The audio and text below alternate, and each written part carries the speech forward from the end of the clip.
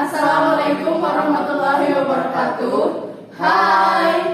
Kita dari mahasiswa Fakultas Psikologi semester 1 Universitas Muhammadiyah Purwokerto dari kelompok 3 akan memberikan psikoedukasi tentang bullying. Selamat menyaksikan.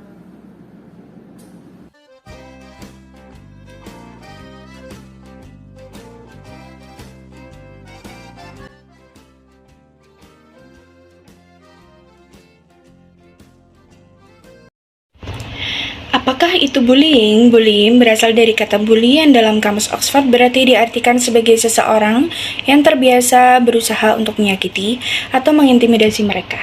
Alweus yang mendefinisikan bahwa bullying sebagai masalah psikososial dan menghina dan merendahkan orang lain secara berulang-ulang dengan dampak negatif terhadap pelaku dan korban bullying, di mana pelaku mempunyai kekuatan yang lebih dibandingkan korban.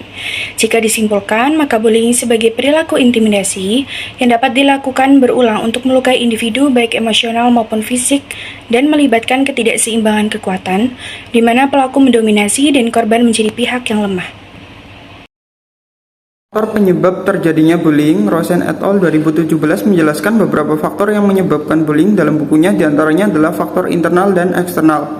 Faktor internal yang menyebabkan bullying adalah faktor temperamental atau mudah marah dan faktor psikologi terhadap intensitas melakukan tindakan agresi. Lerea et al. 2013 menjelaskan bahwa faktor eksternal yang mengakibatkan tindakan bullying ialah pola asuh orang tua. Hal itu meliputi bagaimana orang tua melakukan kekerasan kepada mereka dan pola asuh dengan kontrol yang rendah dengan kehangatan yang tinggi. Penyebab bullying dari sisi korban ras berbeda. Ketika seorang anak dianggap lebih lemah dan terlihat tidak akan melawan, terlihat tidak mudah bergaul dan memiliki sedikit teman. Penyebab bullying dari sisi pelaku memiliki masalah pribadi yang membuatnya tidak berdaya di hidupnya sendiri. Biasanya memiliki keinginan untuk mengendalikan orang lain, memiliki keterampilan sosial yang buruk dan sulit untuk bergaul. Kurang empati. Ia sering merasa tidak aman dan membuat dirinya nyaman dengan cara menggertak atau mengganggu orang lain.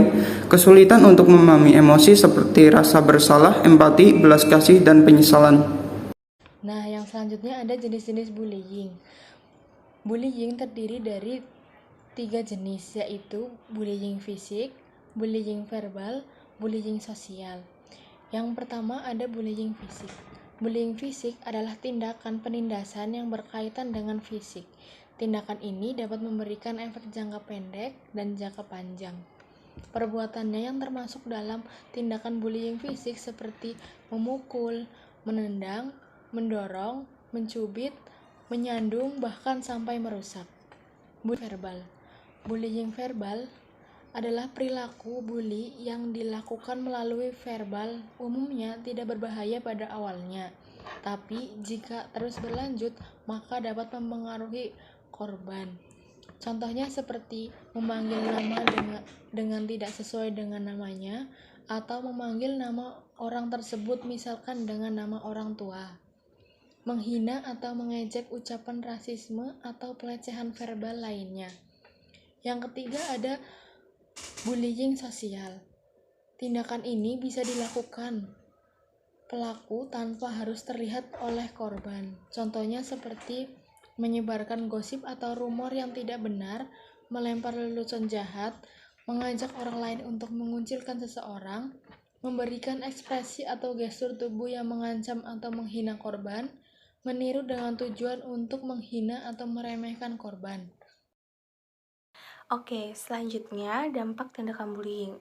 Dampak tindakan bullying tidak hanya pada korban, tetapi dampak tersebut juga mengenai pelaku bullying dan korban pelaku bullying. Penelitian yang dilakukan oleh Skrzypek et al. Menghasilkan pemahaman bahwa dampak negatif bullying dirasakan oleh korban, pelaku, dan korban pelaku bullying. Korban bullying juga mengalami kekerasan fisik untuk bullying yang bersifat kekerasan secara fisik.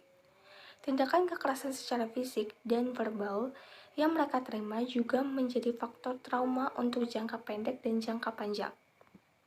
Trauma memengaruhi terhadap penyelesaian diri dengan lingkungan, yaitu dalam hal ini adalah lingkungan sekolah.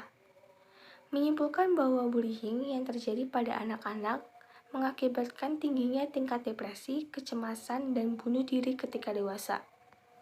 Dari segi kesehatan psikis, Korban mengalami gangguan kecemasan, gangguan depresi, dan gangguan kepribadian antisosial. Pencegahan tindakan bullying. 1. Mengenali dan menyadari bahwa permasalahan itu ada. 2. Selanjutnya menyusun program-program intervensi untuk menanggulangi kasus yang telah terjadi. 3. Iklim kebaikan, kasih sayang, dan empati perlu ditekankan sebagai norma. 4. Orang tua perlu terlibat dalam penanggulangan dan penyelesaian masalah bullying.